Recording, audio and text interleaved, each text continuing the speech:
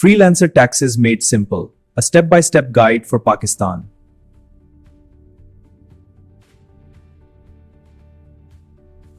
If you're a freelancer making money online, there's one mistake that can cost you everything.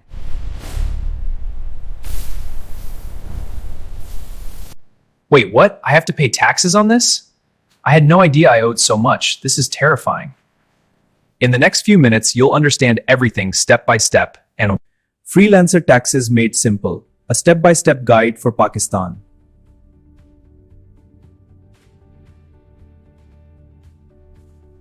The FBR is Pakistan's Central Revenue Collection Agency. The NTL is a unique number for taxpayers issued by the FBR.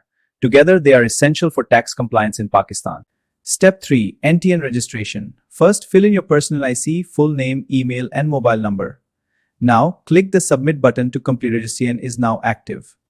Step 4. Income explanation. Let's look at how payments flow through Payoneer. A client sends money to your Payoneer account.